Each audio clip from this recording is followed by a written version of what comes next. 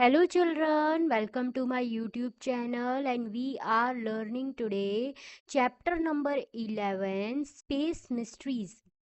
मतलब आज हम उस पूरे ग्लोब के बारे में डिस्कस करने वाले हैं कि कौन सी फ्यू थिंग्स ऐसी होती है जो हमारे सराउंडिंग में है और हम आज उसके उन सारी चीज़ों के बारे में स्टडी करने वाले हैं जो हमारी सराउंडिंग में है और हम उन चीज़ों को थोड़ा जानते हैं और अब हम उसके ऊपर डीपली स्टडी करने वाले हैं, लर्न करने वाले हैं। So let's begin to our chapter.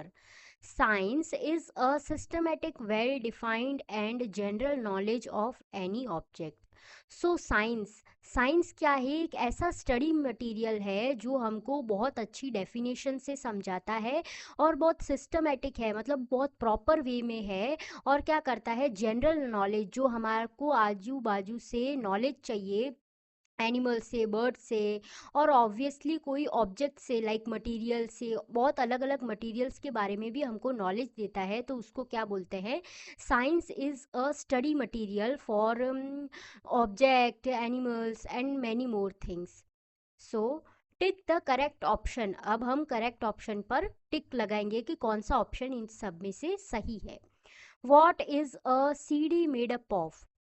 CD क्या होता है? जिसके अंदर कोई भी हम अपनी मेमोरी स्टोर कर कर रख सकते हैं, जैसे वीडियो, कोई ग्राफिक्स। तो वो सीडी किस चीज़ से बनी हुई होती है? So that is made up of plastic.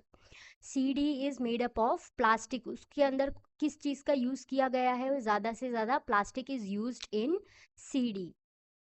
Which word denotes the colour of a rainbow? जो रेनबो बनाते हैं, जो स्काई में रेनबो आता है कभी बारिश की वजह से या फिर कोई माउंटेन्स की वजह से, वाटरफॉल की वजह से, जब रेनबो होता है तो वो कौन से कलर्स से होता है? So that is VIBGYOR. Rainbow कितने कलर्स से बना होता है? विबग्योर कलर्स से बना होता है। That is violet, indigo, blue, green, yellow, orange and red.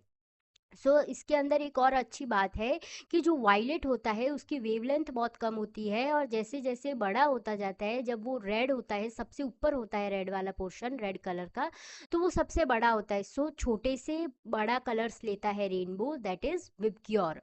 Okay, VIBGYOR denotes the colour of a rainbow. What does a magnet attract? जो मैग्नेट होता है, मतलब जो चुंबक होती है, वो किस चीज़ को ज़्यादा अट्रैक्ट होती है या किस चीज़ से अटैच होती है? So that is metal. Like iron हो गया, ऐसे जो मेटल्स होते हैं उस चीज़ से क्या होता है कि जो मैग्नेट होता है, जो चुंबक होता है, वो magnet attracts metals. Okay, like iron, इस चीज़ों को ज़्यादा अट्रैक्ट करते हैं metal.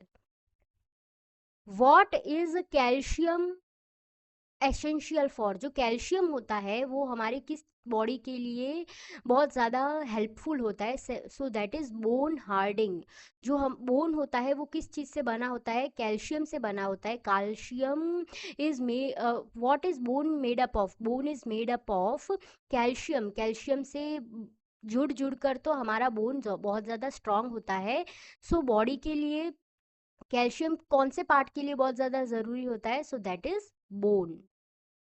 What the fifth one, what is the source of solar energy? जो सोलर एनर्जी होती है, जिसके लिए हमको कोई पेमेंट पे नहीं करनी होती है, जिसके लिए हमको मनी पे नहीं करना होता है, उसको क्या बोलते हैं? सोलर एनर्जी बोलते हैं। तो सोलर एनर्जी हमको कहाँ से मिलती है? Sun is the source of solar energy. Sun is the main source of solar energy. कैसे? लाइक जब हमें लाइट चाहिए होती है तो हम हमारे पास लाइट कौन देता है हमको? सन हमको लाइट देता है जब सन राइज होता है। देन अगर हमको इलेक्ट्रिसिटी चाहिए होती है तो हम क्या कर सकते हैं? सोलर पैनल्स लगा सकते हैं, जिससे मदद से हमको क्या मिले? इलेक्ट्रिसिटी मिले। और जब हमको हीट चाहिए होती है, जब हमको गर्माश चाहिए होती है, तब हमको सन हेल्प करता है कि हम अपने आप को, जब हमारी बॉडी को हीट मिलती है तो हमारे लिए बहुत ज़्यादा अच्छा होता है, क्योंकि हीट भी हमें बहुत ज़्यादा न्यूट्रिशंस देती है हमारी बॉडी को। Okay, what is a group of star called? जब स्टार्स होते हैं, स्टार्स कब होते हैं? नाइट में जब स्टार ट्विंकल करते हैं तो उसके ग्रुप को क्या बोलते हैं? So that is constellation is a group of star. जब स्टार एक अलग पैटर्न में दिखते हैं जिसको हम रिकॉग्नाइज कर सकते हैं, उसको क्या बोलते हैं? कंस्टिलेशन। और कभी कभी वो ज़्यादा विजिबल भी होते हैं वो पैटर्न्स, तो उसको क्या बोलते हैं? Constellation is a group of star.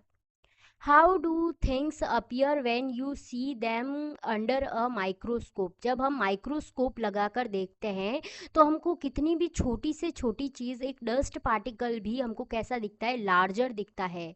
So appear the things larger when we use microscope. Microscope की मदद से हम छोटी से छोटी चीज़ को भी बड़ी बड़ी देख सकते हैं। So that is larger. Where could you develop plaque in your body? Plaque क्या होता है? What is the meaning of plaque? Plaque एक ऐसा हार्मफुल हमारे अंदर फैट होता है, कोलेस्ट्रॉल होता है, हमारे एक अंदर बैड एनर्जी होती है, बहुत ज़्यादा डर्टी होता है हमारे बॉडी के लिए। तो ये हमारी बॉडी में कैसे, कहाँ से होता है? ये हमारी बॉडी में कहाँ पर होता है? So that is not in hair. Hair के अंदर ये नहीं होता है प्लेक्यू।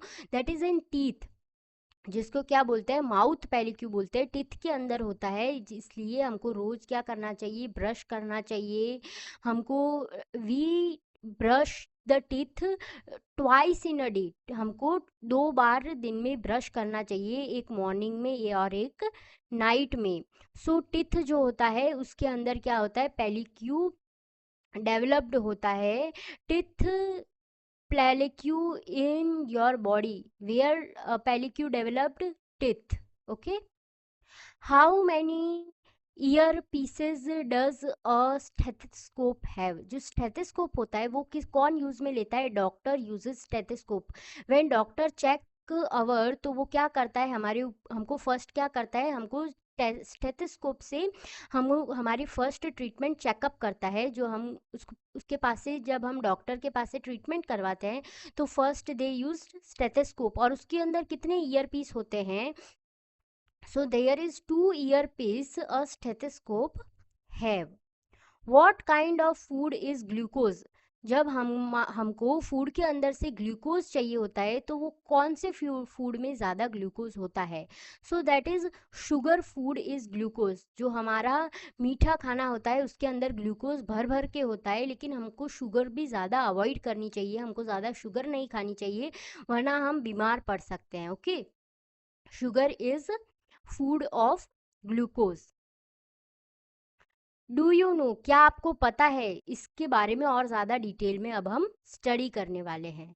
Stethoscope was invented by Rene Laennec in 1816। जो स्टेथोस्कोप है जो डॉक्टर यूज़ करते हैं वो इन्वेंटेड कब, जिसका इन्वेंशन किसने किया था? दैट इज़ रेनू लैबिक ने उसका इन्वेंशन किया था। एंड दैट इज़ इन 1816 से उसका इन्वेंशन हुआ है और आज हम उसको यूज़ भी कर सकते हैं।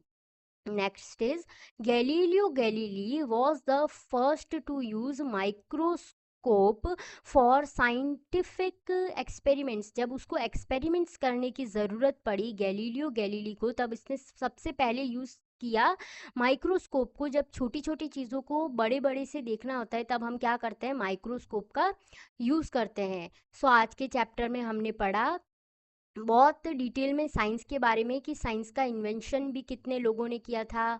और आज के लिए इतना ही। Thank you for watching.